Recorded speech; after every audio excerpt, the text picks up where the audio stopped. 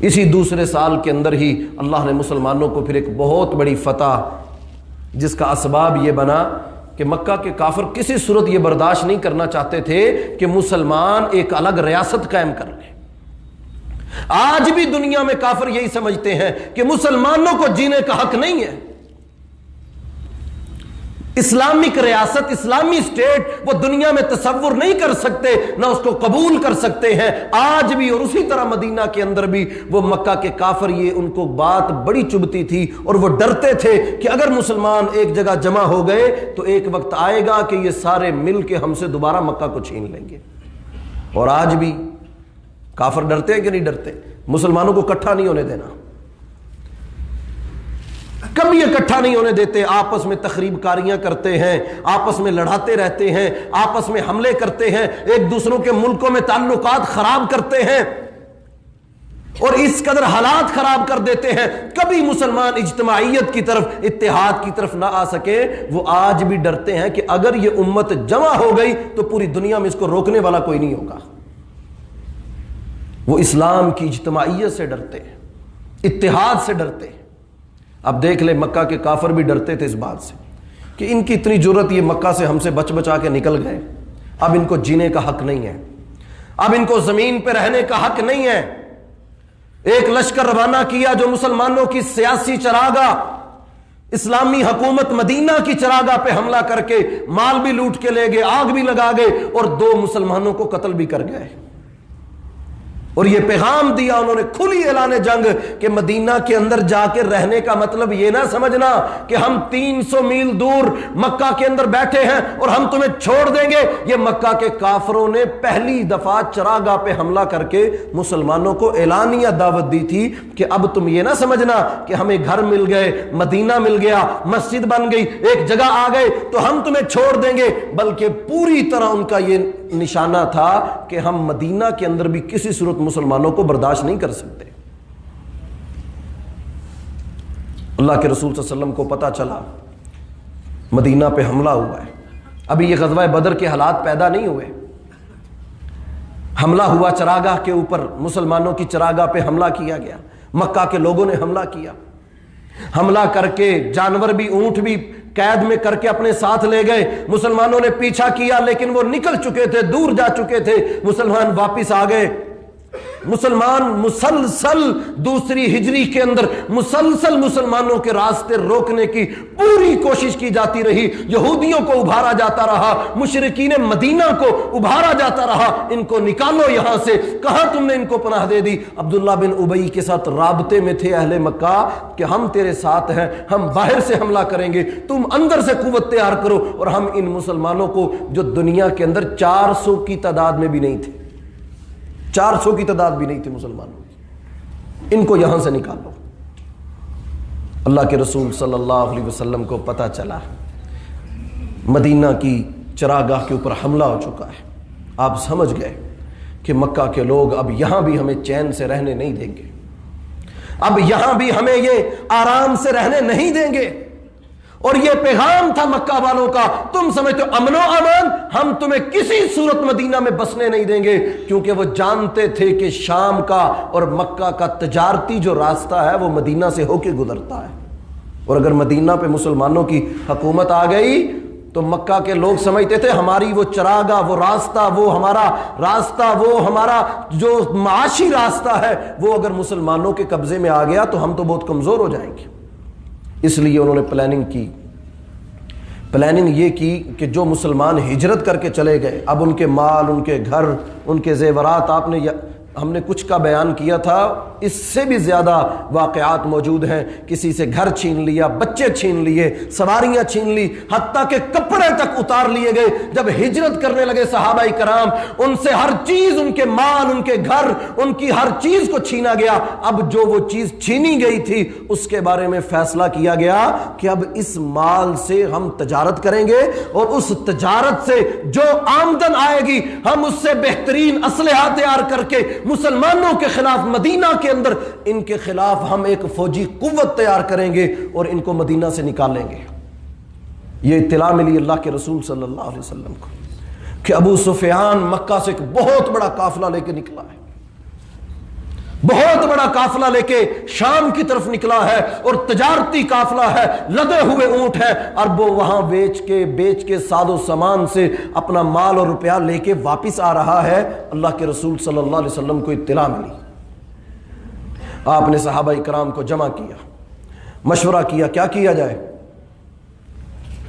अगर ये माल शाम से मक्का पहुंच गया तो मुसलमानों के खिलाफ एक बहुत बड़ी ताकत जमा हो जाएगी, ये माल सारा इस्लाम के खिलाफ इस्तेमाल होगा, इसको रोका जाए, इसके रास्ते में रुकावट खड़ी करनी चाहिए। आपने चंद एक सहाबा इकराम को जमा किया, काफिले का पीछा करने का कहा।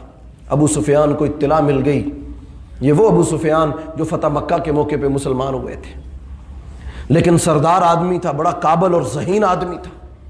इसको पता चल गया कि मदीना के मुसलमान मेरे काफिले को रोकने के लिए तैयारी कर चुके हैं, और वो बकायदा जसूस उसने रवाना किए हुए। अब इतना बड़ा काफिला शाम से गुजर के, मदीना के करीब से गुजर के उसने मक्का में जाना था।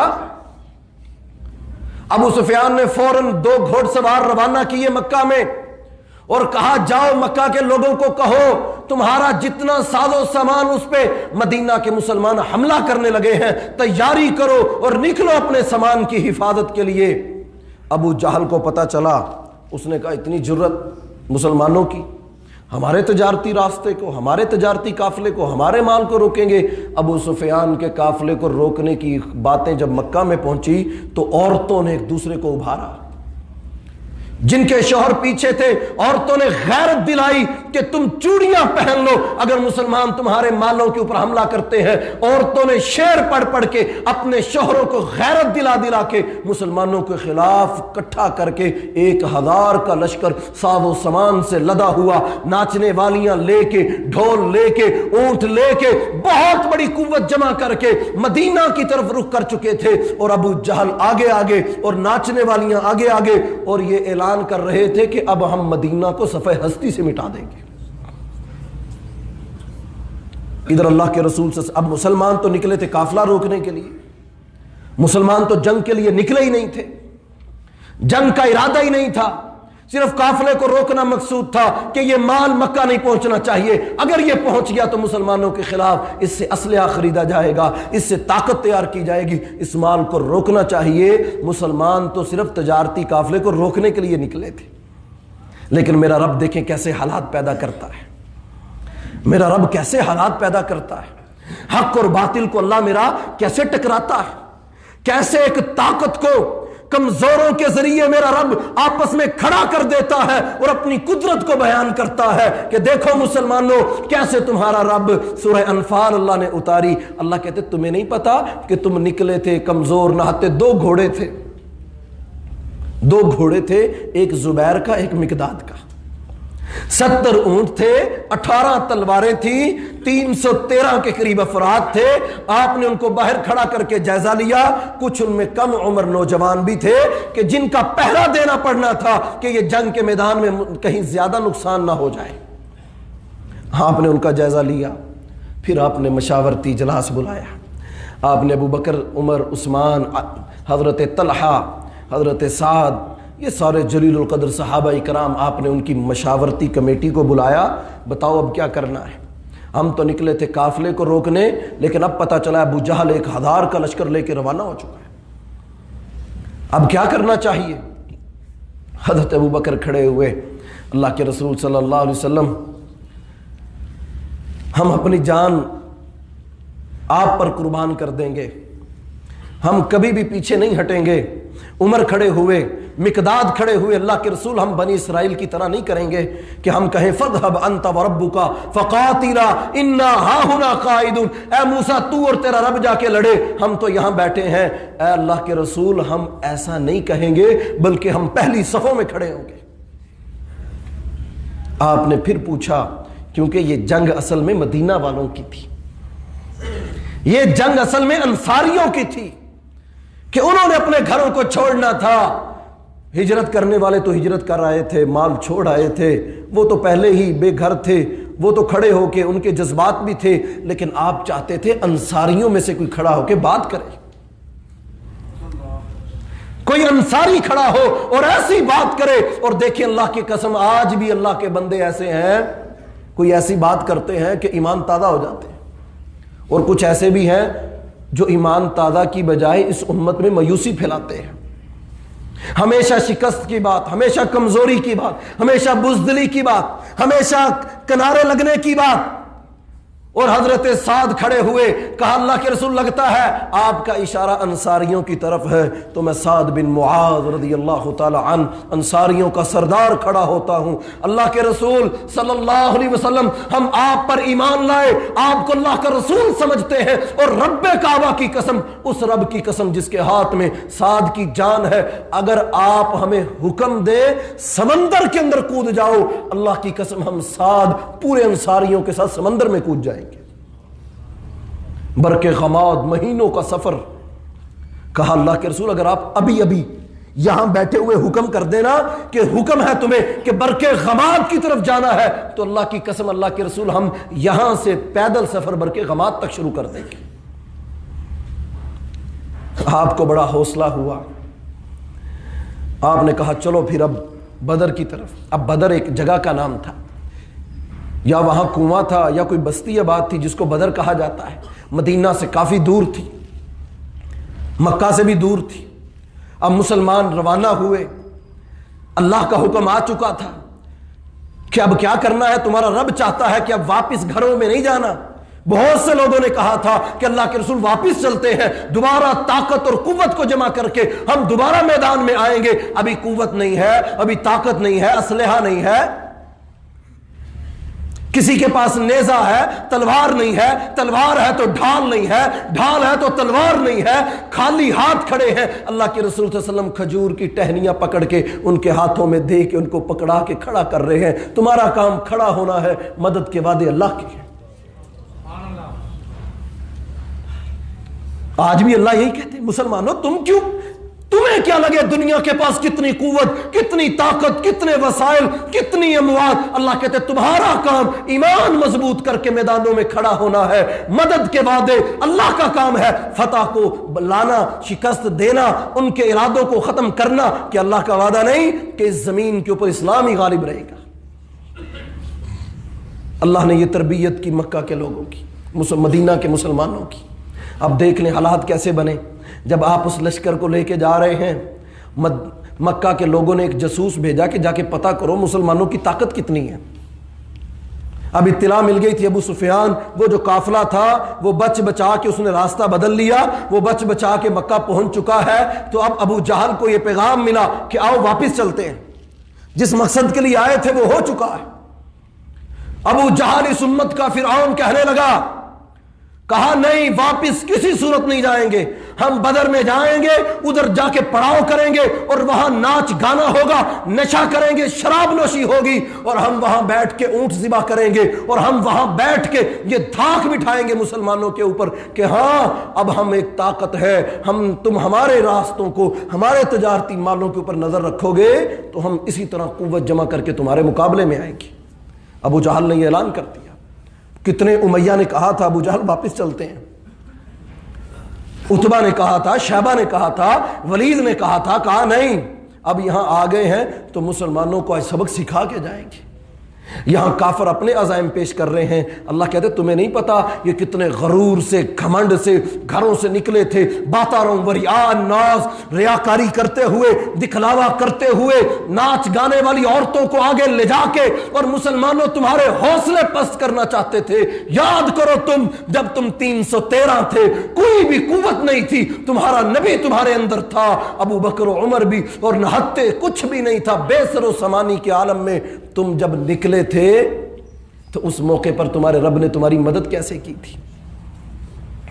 یاد کرو اس موقع کو۔ اللہ قرآن میں کہتے ہیں، سورہ انفال کو پڑھو، اللہ کہتے ہیں کہ اذ تستغیثون ربکم فاستجاب لکم انی ممدکم بألف من الملائکۃ مردفین۔ یاد کرو مسلمانوں اس وقت کو کہ جب تمہارا نبی تمہیں میدان میں، اور بدر کی زمین ریتلی زمین، مسلمان ریتلی زمین میں آگے، کافر جو تھے وہ مضبوط پائیدار جگہ پہ۔ اللہ کہتے ہیں ہم نے یہاں بھی تمہاری مدد نہیں کی، ہم نے آسمان سے بارش کو نازل کیا، تمہاری وہ زمین سخت ہو گئی، ہم نے تمہیں نیند غنودگی تھکے سفر سے، تھکاوٹ سے چور تھے، تم سفر کی تھکاوٹ سے چور جب وہاں پہنچے، رات کا وقت تھا، تمہارے اوپر تمہارے رب نے غشی کو طاری کر دیا تاکہ تم صبح تازہ دم ہو جاؤ۔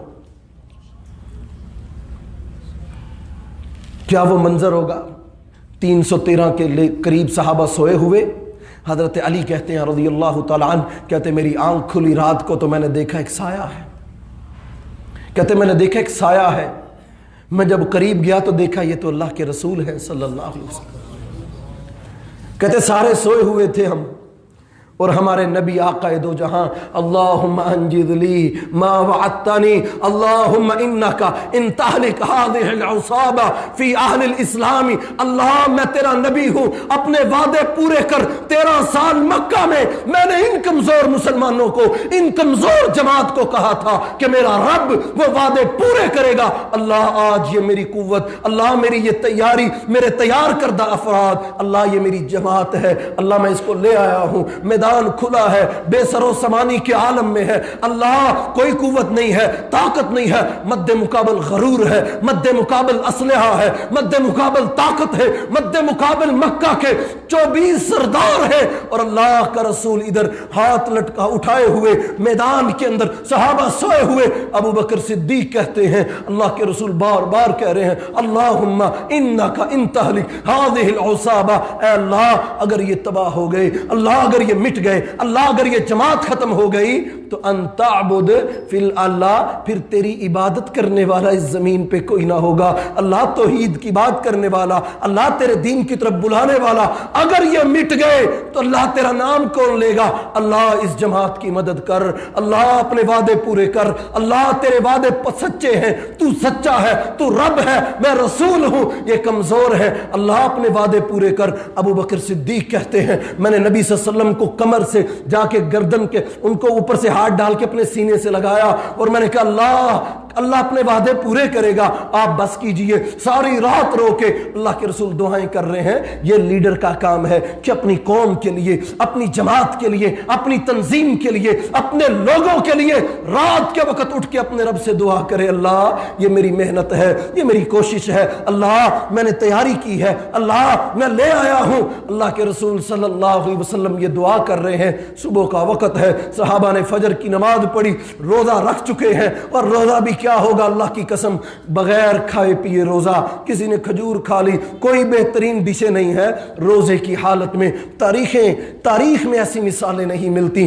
کہ بے سر و سامانی کے عالم میں اپنے نبی کو لے کے ہجرتوں کرنے والے، مارے کھانے والے میدان میں کھڑے ہو، اللہ کی قسم تاریخ ایسی مثال نہیں دیتی، لیکن میرا رب چاہتا ہے، یرید اللہ، اللہ یہ چاہتا ہے مسلمانوں تمہارے اندر ایسے لوگ ہیں جو کہتے تھے یہ مقابلہ نہ ہو، بعد میں آ کے قوت کے ساتھ ٹکرائیں گے، لیکن اللہ یہ چاہتا ہے کہ اب ٹکراؤ ہونا چاہیے، حق اور باطل کو واضح ہونا چاہیے، اب پتہ چلنا چاہیے کہ مسلمان اب کمزور نہیں، اب رب کا حکم سمجھ کے تم ایمان کی قوت سے میدان میں کھڑے ہو جاؤ۔ صفیں سیدھی کر رہے ہیں، اللہ کے رسول صلی اللہ علیہ وسلم ہاتھ میں تیر پکڑا ہوا ہے، ذوالفقار نامی تلوار اللہ کے رسول صلی اللہ علیہ وسلم کے ہاتھ میں ہے، وہ تلوار جو بدر میں آپ کے ہاتھ میں تھی، آپ نے تلوار، یہ تلوار میرے نبی کے ہاتھ میں، تلوار انا نبی الملاحم، میں جہادی نبی ہوں۔ پڑھو حدیث کی کتابیں، اللہ کے رسول صلی اللہ علیہ وسلم تو اپنے آپ کو فخر سے کہا کرتے تھے میں وہ نبی ہوں جس کو جہاد دے کے بھیجا گیا، میں وہ نبی ہوں کہ جس کی امت کے اندر ساری رات عبادت کرنے والا، حج اور عمرے کرنے والا ایک مجاہد کا مقابلہ نہیں کر سکتا، میں وہ نبی ہوں، اور جس کی امت کے اندر جب کہا اللہ کے رسول صلی اللہ علیہ وسلم نے تم سودی لین دین کرو گے، آپس میں مال کھاؤ گے، ناجائز طریقے سے حرام کام میں لگ جاؤ گے، پھر اللہ تمہارے اوپر سلط اللہ علیکم ذلہ، تمہارے اوپر ذلت مسلط کر دے گا۔ اللہ کے رسول صلی اللہ علیہ وسلم نے کہا جب اللہ تم پہ ذلت کو مسلط کرے گا پھر تم اس ذلت سے نکلنا چاہو گے، نکل نہیں پاؤ گے، کب تک؟ حتی ترجعوا الی دینکم، جب تک تم دوبارہ جہاد فی سبیل اللہ کی طرف نہیں آؤ گے۔ اس امت کے اوپر جہاد دہشت گردی نہیں ہے، جہاد امن کے لیے کیا جاتا ہے۔ بتاؤ مجھے مکہ کے کافر کتنے بڑے دہشت گرد تھے، گھر چھین لیے، بیٹے چھین لیے، بیویاں چھین لی، اپنے گھر سے نکال دیا، شہر سے در بدر کر دیا، مدینہ کے اوپر حملے کر رہے تھے۔ بتاؤ اس وقت مسلمانوں کا دفاع کرنا ضروری تھا کہ نہیں؟ اس وقت اللہ نے کہا اذن للذین، مسلمانوں ہر وقت دبنا تمہارا کام نہیں ہے، تمہارا رب تمہیں عزت سے جینا سکھاتا ہے۔ آؤ میدانوں میں، اللہ طاقت کے ذریعے نہیں لڑائے گا، تم ایمان کی دولت سے میدانوں میں کھڑے ہو۔ بدر کے میدان میں کھجور کے ہاتھ میں چھالیں پکڑی ہوئی، صحابہ کہتے ہیں ہم جب اس کو لہراتے تھے ہمیں پتہ ہی نہیں ہوتا تھا، ہم سے پہلے ہی کوئی وار کر کے ان کی گردن کو اڑا دیتا تھا۔ مکہ کے کافروں نے جب مکہ میں جا کے کہا نا کہ ہمارا عجیب قوم سے مقابلہ ہوا، یہ تو 313 تھے، ہتھیار بھی نہیں تھے، لیکن ہم نے بادلوں سے آوازیں سنی، کوئی کہہ رہا تھا، وہ جبریل امین تھے جو فرشتوں کو کہہ رہے تھے۔ اللہ کہتے پے در پہ ہم نے 1000 کا لشکر زمین پہ اتارا فرشتوں کا، اور وہ فرشتے جو صفیں بناتے ہوئے آسمان سے اتر رہے تھے اور کمزور مسلمانوں کی مدد کے لیے اترے۔ انی ممدکم بألف من الملائکہ، 1000 کا لشکر اللہ کہتے ہم نے اتارا۔ اور کس طرح اتارا کہ مکہ کے کافر جب واپس گئے تو جا کے بیان کر رہے تھے کہ ہم نے بادلوں سے آواز سنی، کوئی کہہ رہا تھا کہ اٹھو چلو مقابلہ کرو، ان کی گردنیں اڑاؤ، اللہ کا حکم سمجھتے ہوئے۔ کہتے ہمارے کتنے لوگ تھے جو بغیر لڑے، کافر ہمیشہ ڈرتا ہے، اس کے دل میں ہمیشہ بغض ہے، اس کے دل میں ہمیشہ بزدلی ہے، ایمان والا وہ تو قوت والا ہے، اس کے پاس ایمان کی دولت ہے۔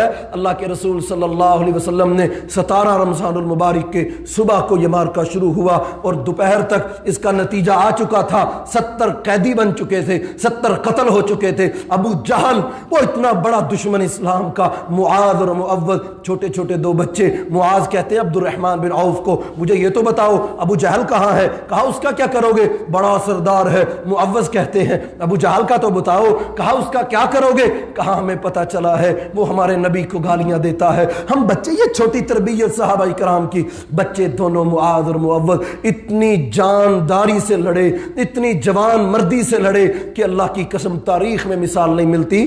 کم عمر نوجوان تھے، لڑتے لڑتے عتبہ نے وار کیا، معاذ کا بازو کٹ کے تھوڑا سا ساتھ چپٹا ہوا ہے، اسی کٹے ہوئے بازو سے لڑتے ہے کوئی مثال دنیا میں؟ ایسی مثال لڑتے جا رہے ہیں، حتیٰ کہ جب دیکھا کہ میری لڑائی کے اندر میرا بازو رکاوٹ بن رہا ہے، اپنے ہی پاؤں کے نیچے اپنے ہاتھ کو دے کے کاٹ کے دوبارہ میدان میں نکلے۔ اور اللہ کی قسم نبی صلی اللہ علیہ وسلم کے پاس جب آئے، یہ بدر کے اندر کہاں سے سیکھا انہوں نے؟ اور اللہ کے مدد کے وعدے، نصرت کے وعدے پورے ہوئے بدر کے اندر۔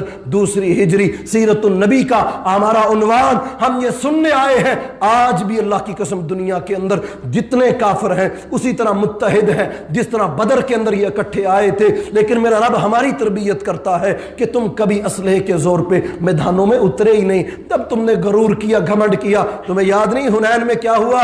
جب تم نے کہا تو ہم بہت زیادہ ہیں، پھر تم میں سے کتنے تھے جو واپس دوڑ رہے تھے؟ اللہ کہتے تم مسلمان ہو، تمہاری قوت ایمان سے ہے۔ اقبال بھی کہتا ہے کافر ہے تو شمشیر پہ کرتا ہے بھروسہ، مومن ہے تو بے تیغ بھی لڑتا ہے سپاہی۔ اور مومن کا اسلحے سے کیا کام؟ مومن تو ایمان کی قوت سے آتا ہے، اس کا ایمان ایسا کہ بڑے سے بڑا فلاسفر بھی اس کے ایمان کو متزلزل نہ کر سکے، بڑے سے بڑا دانشور بھی اس کے ایمان کو ہرا نہ سکے، بڑے سے بڑا خطیب بھی اس کے ایمان کو مٹا نہ سکے۔ یہ اللہ کی طرف سے نعمت ہے۔ صحابہ اسی ایمان کی دولت کو لے کے بدر کے میدان میں آئے تھے، اور صحابہ کہتے ہیں اللہ نے اپنی مدد کے وعدے پورے کیے۔ 14 صحابہ شہید ہوئے، اور شہادت کے بعد آپ 3 دن بدر کے مقام پہ رکے۔ وہ کافر کہتے تھے ہم وہاں رکیں گے، ہم شرابیں پیئیں گے، ہم ناچ گانا کریں گے۔ قربان جاؤں اللہ کیسے حالات بدلتا ہے، اللہ کیسے منظر پیش کرتا ہے کہ 3 دن کافروں نے رکنا تھا، اب مسلمانوں کے امیر، مسلمانوں کے سپہ سالار، مسلمانوں کے چیف کمانڈر جناب محمد رسول اللہ صلی اللہ علیہ وسلم 3 دن بدر کے اندر رکے، اور آپ نے انتظار کیا کہ اب بھی کوئی آنا چاہتا ہے تو آئے۔ اللہ کے یہ مجاہد کھڑے ہیں صفیں بنا کے، اور صحابہ کرام کہتے ہیں کہ اللہ کے رسول صلی اللہ علیہ وسلم نے جب ان کے 70 قیدیوں کو پکڑ لیا، ان کی لاشیں ان کے حوالے ان کو دفن کر دیا، اور ابو جہل جب اس کی گردن کو عبداللہ بن مسعود کاٹنے لگے تو وہ اتنا گھمنڈی اور غروری تھا، کہنے لگا میری گردن کو میرے بازوؤں کے قریب سے، ان شانوں کے قریب سے کاٹنا تاکہ پتہ چلے کسی سردار کی گردن ہے۔ اتنا گھمنڈ اور غرور میں، جس کے بارے میں اللہ نے قرآن میں کہا ان کے ہاتھ ٹوٹ جائیں۔ بہرحال دوسری ہجری کے اندر غزوہ بدر ہوا اور اللہ نے مسلمانوں کی مدد کی، نہتے کمزور مسلمانوں کی، اللہ کہتے 2 گھوڑے کیا مقابلہ، اور مد مقابلے 1000 کے قریب اونٹ اور گھوڑے، اور 18 تلواریں 313 کے پاس، اور کچھ نیزے، اور کچھ بغیر اس کے جوتے بھی مکمل نہیں۔ دعائیں پڑھ کے دیکھیں بدر کے اندر، خال ننگے پاؤں صحابہ کرام بدر کے اندر اترے تھے، کسی کے پاس قمیض نہیں، تہبت باندھا ہوا، قمیض تھی تو وہ بھی پیوند لگی ہوئی، اتنے کمزور صحابہ کرام، لیکن نکل آئے اللہ کا حکم مان کے، رب کا حکم مان کے، اللہ تیرا حکم، ہم آگے، اللہ مدد کے وعدے پورے کر۔ اللہ کہتے تم نے یاد نہیں، پڑھو قرآن، سورہ انفال کیوں آج ہمارے نصابوں سے نکال دی گئی، آج کیوں ہمارے سکول کی تعلیم کے اندر سے سورہ انفال کو نکالا گیا؟ اس کی وجہ یہ ہے، یہ صورتیں امت کو کھڑا کرتی ہیں، یہ صورتیں نوجوانوں کی ذہن سازی کرتی ہیں، یہ صورتیں اس امت کے نوجوان کو بتاتی ہیں کہ تو کیا تھا، تیری حیثیت کیا ہے، تیری قوت کیا ہے۔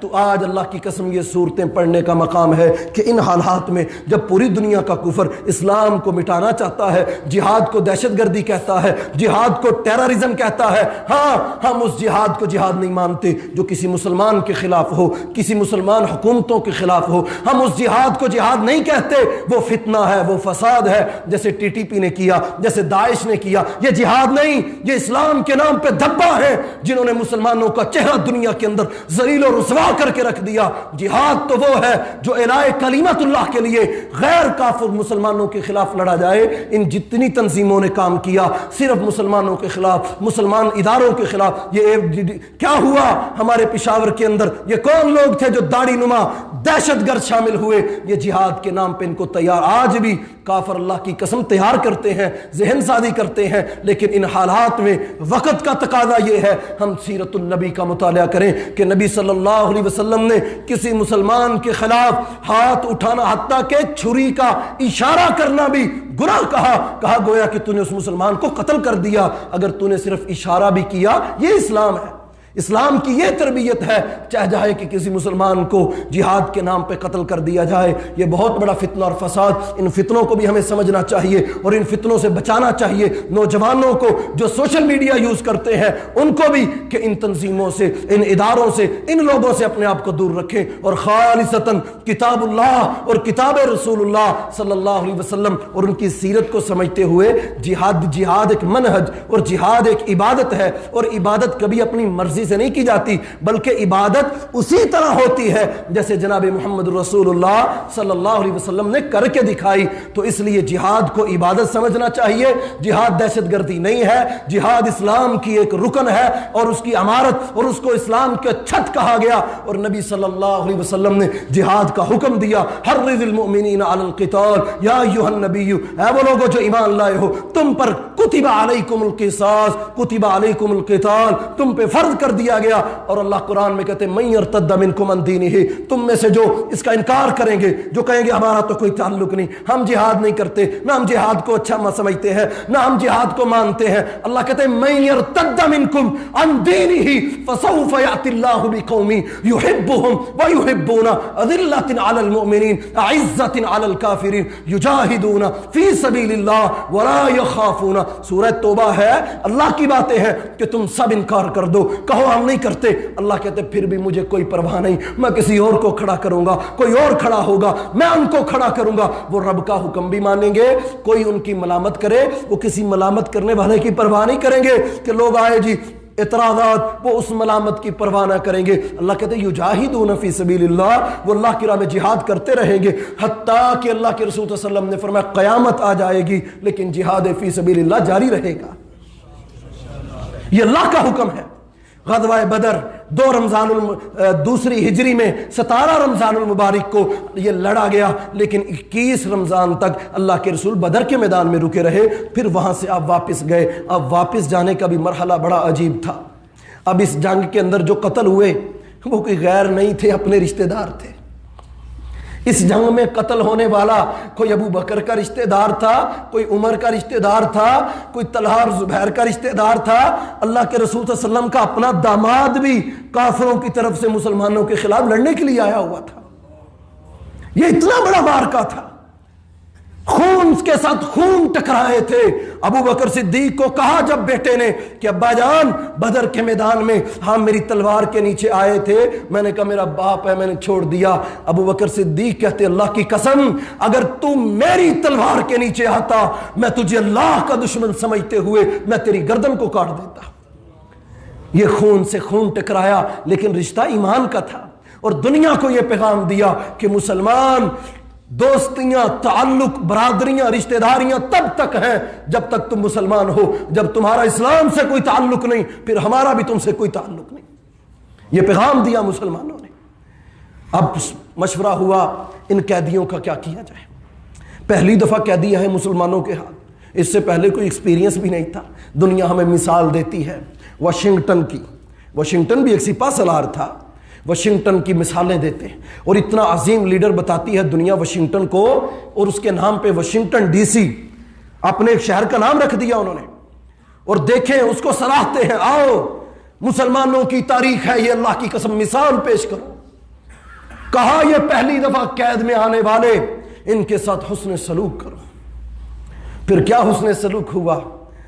عمیر کہتے ہیں، مصعب بن عمیر کہتے ہیں میرا بھائی جب پکڑا گیا، اور کتنے تھے جو بعد میں مسلمان ہوئے، وہ خود کہتے ہیں کہ جب ہم بدر میں قیدی بنے تو یہ صحابہ جب ان کے نبی نے ان کو کہا ان سے حسن سلوک کرو تو روٹی جو ان کی تھی وہ ہمیں کھلا دیتے تھے، جو دودھ ان کا تھا ہمیں پلا دیتے، خود کھجوروں پہ گزارا کرتے تھے، خود کھجوروں پہ گزارا کرتے تھے۔ کہا خود پھٹے ہوئے کپڑے پہنتے ہمیں نئے لباس پہنا دیتے تھے۔ یہ تربیت اسلام کی تربیت تھی۔ بہرحال 70 قیدیوں کے بارے میں فیصلہ ہوا۔ ابو بکر صدیق سے پوچھا کیا کیا جائے؟ کہا اللہ کے رسول ان سے فدیہ لینا چاہیے 4000 ایک بندے کے بدلے، تاکہ کچھ کمزور مسلمانوں کی مدد ہو سکے۔ عمر سے پوچھا تو عمر فاروق کہنے لگے اللہ کے رسول صلی اللہ علیہ وسلم میرا بھائی چچا زاد بھائی میرے حوالے کریں، علی کا بھائی علی کے حوالے کریں، ابو بکر کے رشتہ دار ابو بکر کے حوالے کریں، ہمارے سب کے رشتہ دار ہمارے حوالے کریں، اور ہم ان کی گردنیں اڑاتے ہیں، ہم ان کے بدلے ہمیں مال نہیں چاہیے۔ اللہ کے رسول صلی اللہ علیہ وسلم نے ابو بکر صدیق رضی اللہ تعالیٰ عنہ کے مشورے کو مانا اور ان سے فدیہ لیا گیا۔ صبح کا وقت تھا، دن گزر گیا، اللہ کے رسول صلی اللہ علیہ وسلم بھی رو رہے ہیں اور ابو بکر صدیق بھی رو رہے ہیں۔ عمر بن خطاب جب آئے کہا رو کیوں رہے ہو، مجھے بھی بتاؤ میں بھی رونا شروع کرتا ہوں۔ کہا عمر تیرا مشورہ رب کو بڑا پسند آیا کہ ان کافروں سے پیسے نہیں لینے چاہیے تھے۔ تريدون عرض الدنيا واللہ یرید الآخرہ، تم دنیا کا مال چاہتے ہو اور اللہ تم سے آخرت چاہتا ہے۔ ما كان لنبي ان يكون له اسرى حتى يثخن في الارض، اللہ نے قرآن اتار کے کہا عمر کا مشورہ اللہ کو پسند آیا تھا، ان کی گردنیں کٹنی چاہیے تھی تاکہ یہ دوبارہ احد میں، تاکہ دوبارہ احزاب میں تمہارے سامنے نہ آ سکتے۔ بہرحال یہ 2 ہجری میں مسلمانوں نے ایک مارکا لڑا۔ جب واپس گئے تو پتہ چلا اللہ کے رسول صلی اللہ علیہ وسلم کی بیٹی رقیہ رضی اللہ تعالی عنہا وفات پا چکی، ان کا جنازہ ہو چکا ہے اور ان کو دفن بھی کر دیا گیا۔ کیا یہ، میں اکثر سوچتا ہوں یہ کیسے حالات تھے۔ داماد مقابلے کے لیے حضرت زینب کا خاوند ابو العاص مقابلے پہ آیا ہوا ہے، واپس گئے تو بیٹی دنیا سے جا چکی ہے، اور اسی سال اللہ کے رسول صلی اللہ دوسرے سال میں ہی حضرت عمر بن خطاب رضی اللہ تعالی عنہ کی بیٹی حضرت حفصہ سے اللہ کے رسول صلی اللہ علیہ وسلم کا نکاح ہوا، اور اسی سال حضرت فاطمہ رضی اللہ تعالی عنہ کا نکاح حضرت علی رضی اللہ تعالی عنہ سے کیا گیا۔ یہ 2 ہجری کے اندر غزوہ بدر اور نماز عیدین، روزے فرض کیے گئے، قربانی کو اللہ نے احکامات اتارے، سورہ انفال اللہ نے اتاری، اور حق اور باطل کا یہ مارکا قیامت تک کے مسلمانوں کے لیے بہت بڑی مثال ہے کہ جب تمہاری معیشتیں مضبوط نہیں تھیں، جب طاقت نہیں تھی، اسلحہ نہیں تھا، تب تمہارے پاس فوجی قوت نہیں تھی، تب کون سی ذات تھی جس نے تمہاری مدد کی؟ اسی ذات کے اوپر بھروسہ کر کے ایمان کی قوت سے کھڑے ہو جاؤ۔ جس جگہ بھی کھڑے ہو اپنے کام کو سمجھو، اپنی ذمہ داریوں کو سمجھو، وہ اللہ رستے دینے والا ہے، وہ اللہ ہی مدد کرنے والا ہے۔ نتیجے اخذ کرنا مسلمانوں کا کام نہیں ہے جناب۔ کب حالات ایسے ہوں گے؟ نتیجے رب پہ چھوڑو، کوشش تم کرو، نتیجے میرا رب دیا کرتا ہے۔ اللہ سے دعا ہے کہ اللہ تعالیٰ مجھے صحیح معنوں میں، آپ کو بھی، ہم سب کو عمل کی توفیق عطا فرمائے۔ زندگی رہی تو 3 ہجری کے اندر مسلمانوں نے غزوہ احد لڑی، پھر اس کے اندر کیا کیا واقعات